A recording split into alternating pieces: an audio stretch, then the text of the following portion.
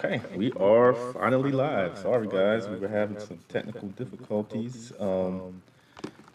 I got the little background, which is covering my head up, but of course, this is the GOATcast. This is a rare live stream. We're going to do a spoiler review of this, well, this movie over here, if y'all can see me. Um, and I may remove that, but for right now, we're going to keep it like it is. We're going to be talking about the new Halloween, Halloween Ends from David Gordon Green, and uh, of course he did the new trilogy starting in 2018. We've seen it go from 2018 to Halloween Kills to now Halloween Ends. This new journey for um, Laurie Strode and her family, and just uh, just Michael being Michael. Well, or so we thought. Like I said in the, and you can check in the description. I do have the links to my podcast, the GOATcast, where I did a non-spoiler review. If you're here, I'm assuming you've already seen it. You can see it on Peacock, $4.99. You can go to the movie and see it. Do I recommend spending a lot of money for this movie on the big screen? I'll talk about that later. But for now, you have two ways to watch it. And I would recommend at least giving it one watch if you're a fan of the Halloween series. Um, it is the end for this iteration of Michael Myers and Laurie Strode. I'm pretty sure Laurie Strode is done after this. We will not see Jamie Lee Curtis as the heroine anymore. Um, and I think it's time to let that go. So, with that said, we're going to get into some spoilers, things I couldn't talk about in the spoiler-free review, and we're just going to uh, just have fun. So, this movie was. I'm gonna say this. The second, I finished watching it earlier today for a second time, and I feel like it was better the second time around because I feel like my expectations were not as high. Um, I was, I knew what to was kind of expect, and so I looked at it from another lens. I guess you could say I didn't look at it from a hyped fan, but just looking at it as an overall, just not the final movie, but just a movie. It was solid. I'm not gonna bump it up too much. I gave it a 5 or 6 in my non-spoiler review. I'll bump it up to a 6.5. It's not as bad as I thought. It moves better, I think, because I think my anticipation of seeing Michael Myers yesterday, last night when I watched this, kind of killed my expectations and brought it down to me because we don't see Michael until well into the second act, which is the Corey Cunningham story, and even then you could say some shots and some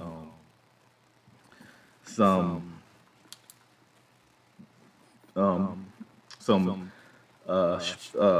sorry, but just some uh, like I said, shots, some moments in the movie, you're not even sure if Michael's really there. It kind of seems like he's a figment of Corey's imagination, and you can kind of get that feeling when you're watching it. Like, is Michael really there? Is he even there? You know what I'm saying?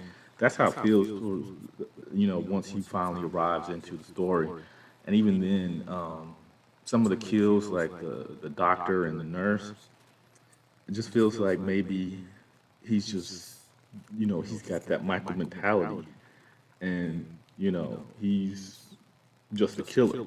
But then, of course, you get the scene where, and this is, and who would have thought Michael Myers, who's been hit by baseball bats, burned alive, shot, thrown off stuff, everything you do to a guy, his kryptonite was good wrestling.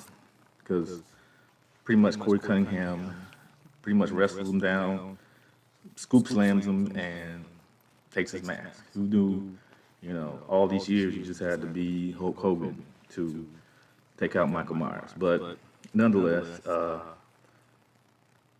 so some of that kind of played on, you know, that's what I thought my first viewing was like, was Michael even really there? Because he's so minute in the story.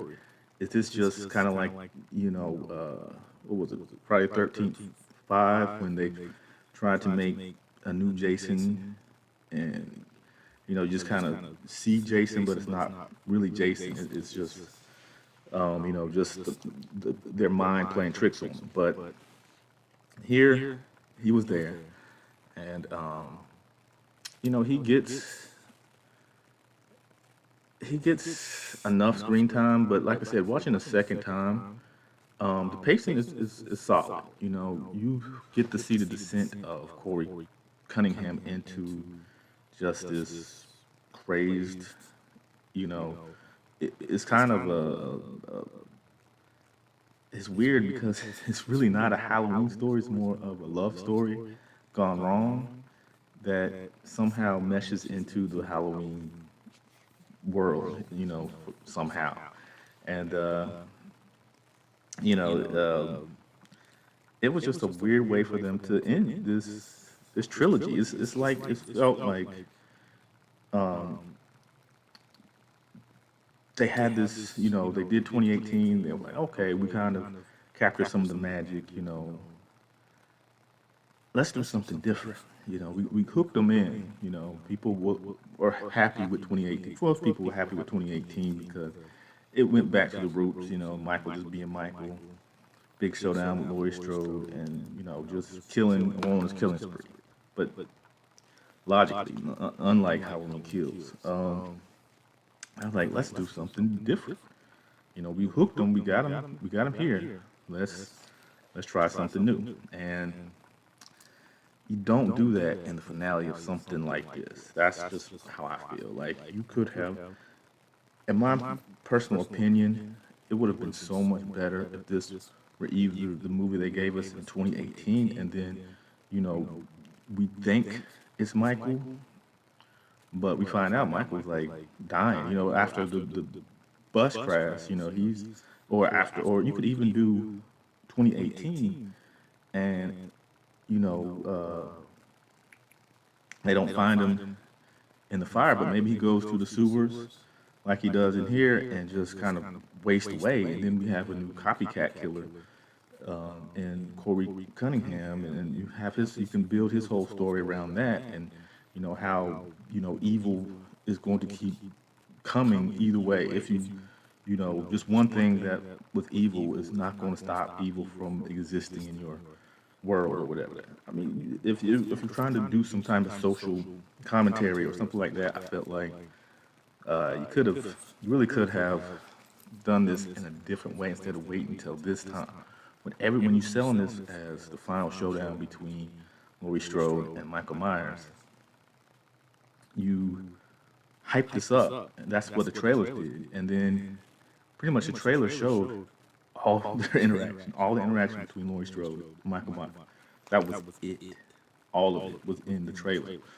So they dropped the ball. Like I said, on second viewing, I liked it a little more. Not as critical of it today as I was yesterday and last night. It still has issues. It wasn't a bad movie. And that's what I came out feeling, like it was a bad movie. It just wasn't what we needed to give closure to this character and to these characters. This would have been a great, like I said, great reinstallment into the series. If 2018 had did this, or like I said, you to drop Halloween Kills and give us this after Halloween 2018. And you could even do a finale, a trilogy out of that. You could have gone and, you know, the last shot of this movie could have been, the real Michael Myers just, old age, rotten, just die.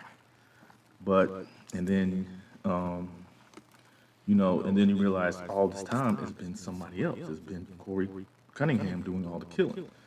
So you could, and then you have that conflict between grandmother and granddaughter, and just there's just so many different ways they could have done this. And I still feel like,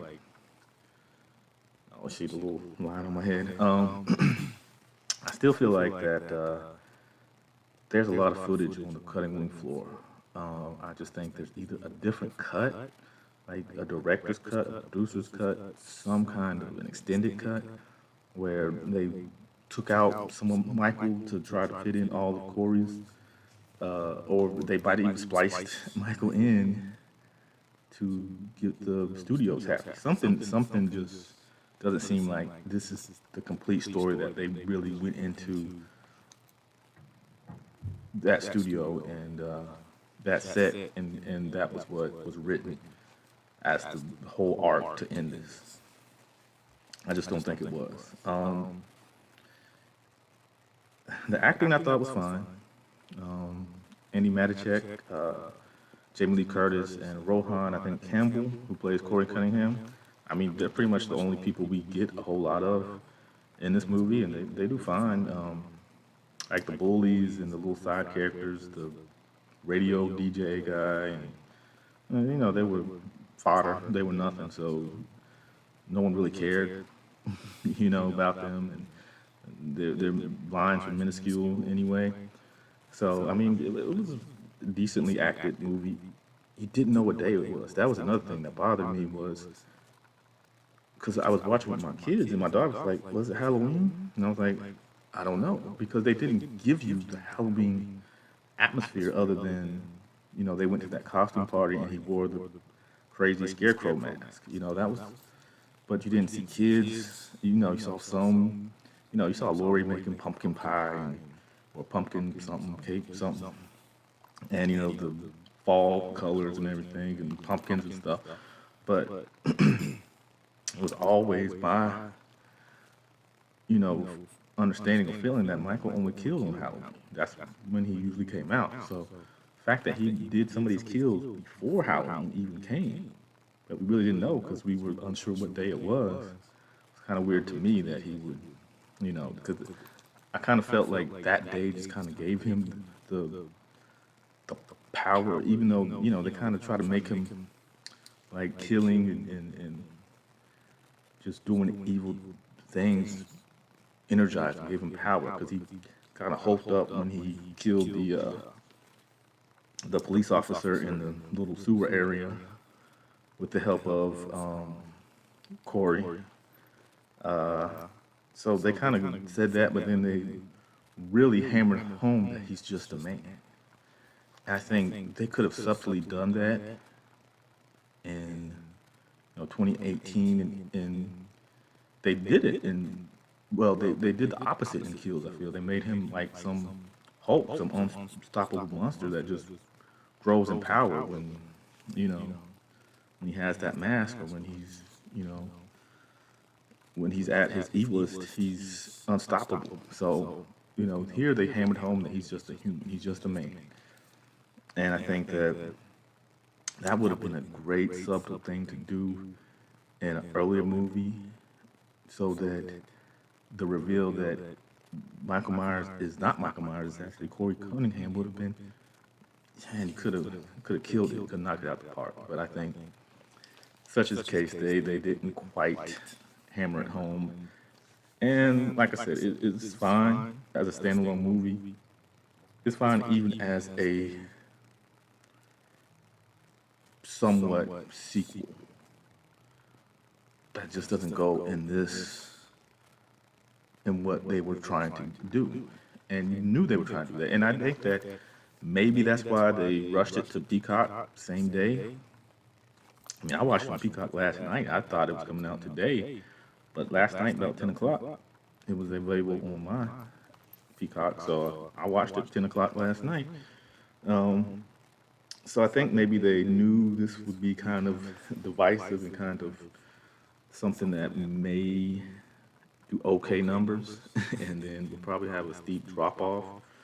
I think once word of mouth started coming around that it was going to not be too good for their pockets, but I still think this will do okay. I mean, people like to watch horror movies during October, Halloween time. Only problem is this had really did not feel like a horror movie. Didn't at all. Until the third act, where it's just like they just ramped it up. But to me, it was paced fine for the story they were given, but you want more. You wanted to see more, and I think they dropped the ball on giving us enough. Um, and I think that you know the love story went a little quick for me.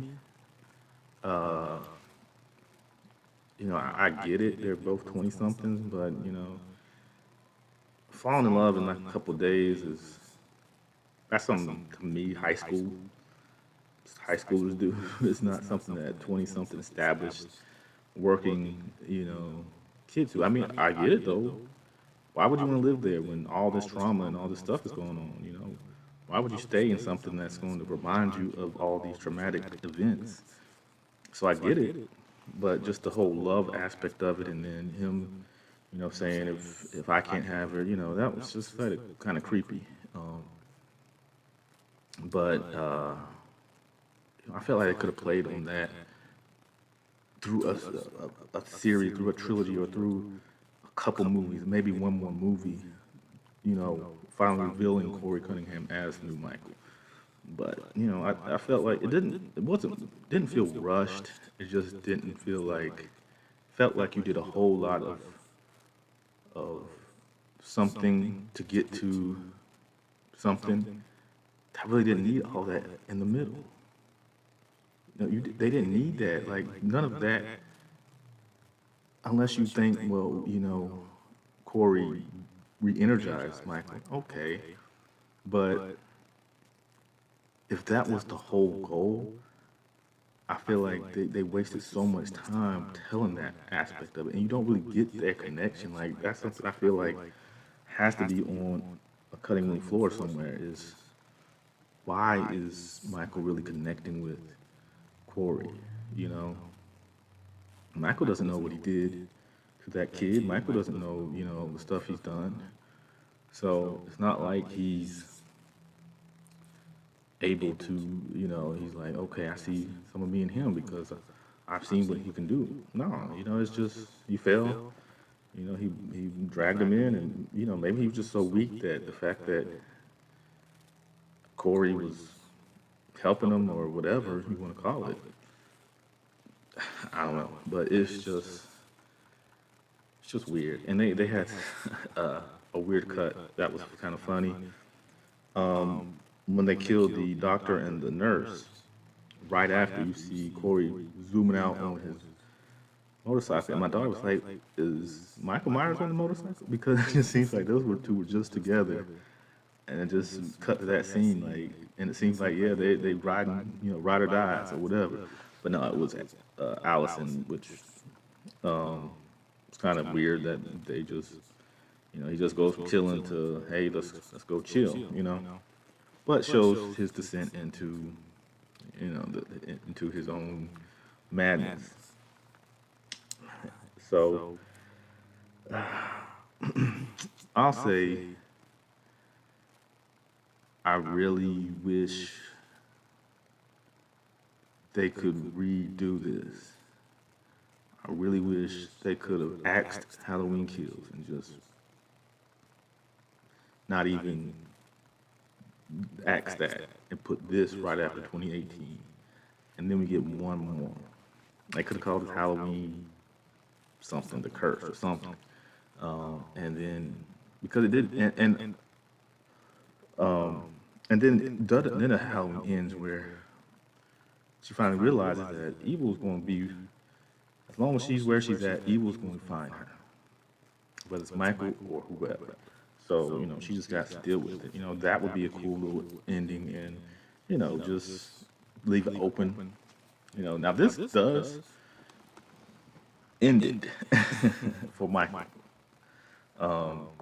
There ain't no coming back from that. Now, if they figure out a way to bring him back from what happened to him in this movie, ain't enough movie magic in the world to make that make any kind of sense. They grinded him completely up, so he is gone. And there's no way he switched somebody's body. The whole town watched it, so there's none of that. So, and it did, to me, it had elements of Scream. That was the movie I was talking about in my non-spoiler, where it felt, because he was still making mistakes. And, I guess he needed Michael to teach him how to do it right. I don't know. They just didn't, he shouted that whenever they were killing the police officer, but I don't know. There still wasn't any, you know, interaction or connection to where, Michael's interacting with Corey in a way that, you know, that really develops that connection. So the connection was short-lived anyway. So, maybe that was the point. That was the way to draw Michael back out. But took a long. You took a you took a way different route to get there. There was so many other routes you could have taken. And it's good to think outside the box, but this wasn't the one to do it with. I didn't think so. So yeah, Halloween ends. It's can be fun. It's different. And it doesn't have a lot of the Halloween music in it. It just barely it has a new soundtrack. It feels like that's not as that was kind of the atmosphere wasn't there. That usually is what makes a Halloween movie good is the tense segments where you don't know if he's in the shadows, and there was really none of that.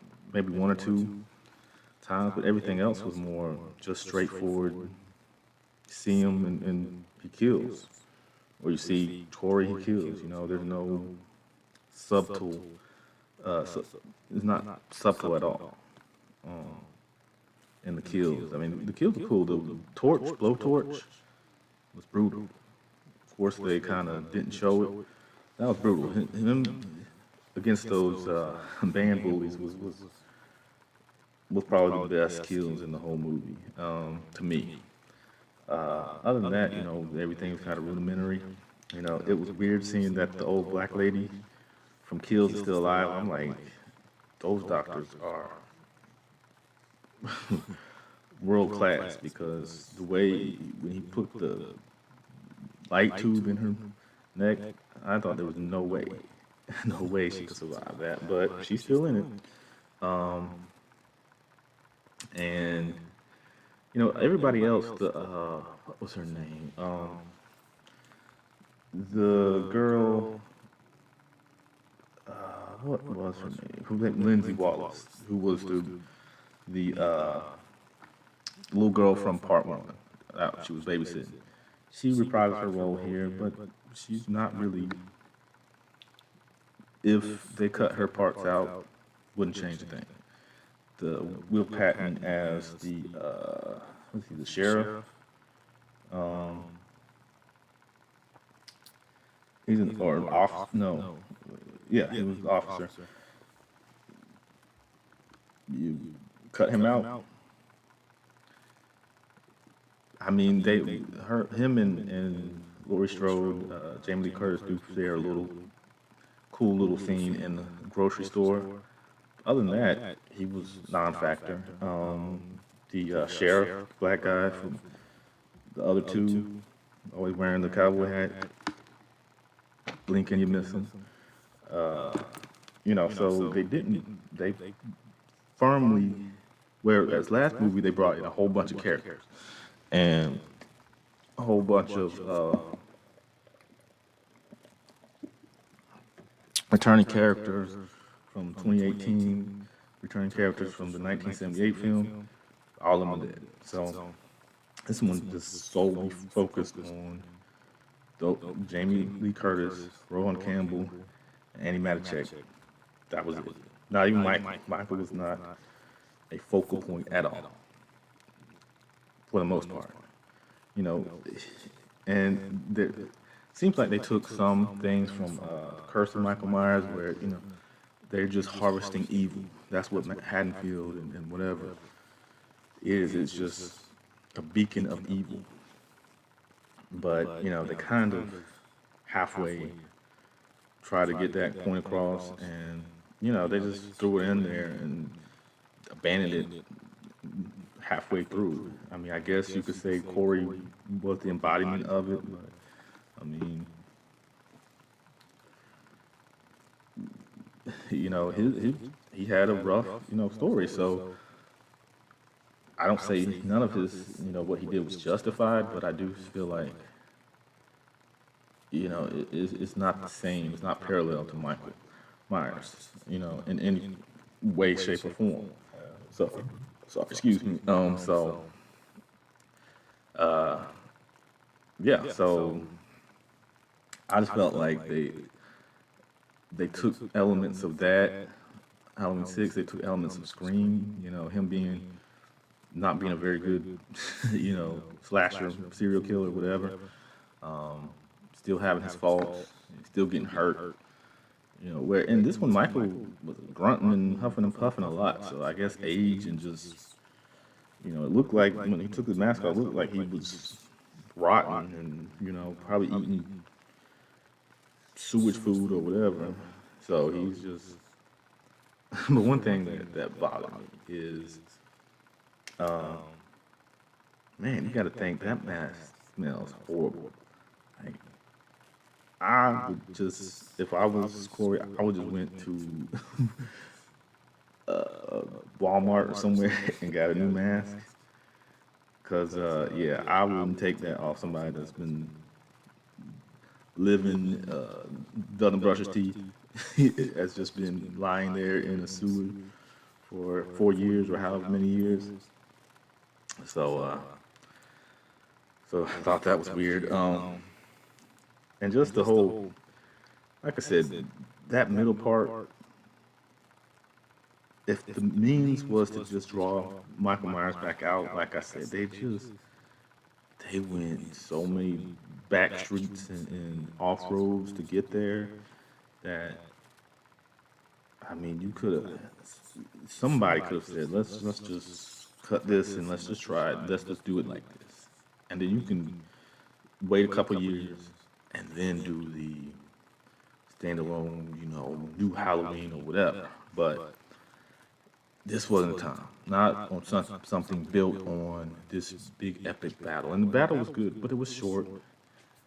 It was at the very end, and it was after so much happened that you're like it felt shoehorned in that just was after so little of Michael, just for him to just pop out and just have this big battle when he's been getting beat up and things prior.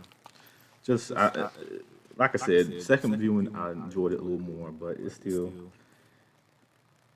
this wasn't it. So thank you guys. I'm gonna end it here. This was a cool little live stream. As I said, I left the links to the GOATcast where I do all things entertainment, some sports. I do basketball. I might start hopefully doing some. I do professional wrestling, movie reviews, show reviews, anime. So I do a little bit of everything. So check me out. And yeah, so Halloween ends. It sure did end. And I hope they can let that franchise lay low for a while and trust me, they need to go back to the drawing board, and Michael should let's let Michael go, or maybe do a little Hulu. Hulu's been doing good with Predator and Hellraiser, so maybe give the rights to somebody else that's got fresh minds and fresh thoughts, and take Halloween into a different direction. And let's we can stay in Haddonfield, but let's bring some new ideas that go along with the other ideas that don't just feel just thrown in. So, all right, guys, I will see.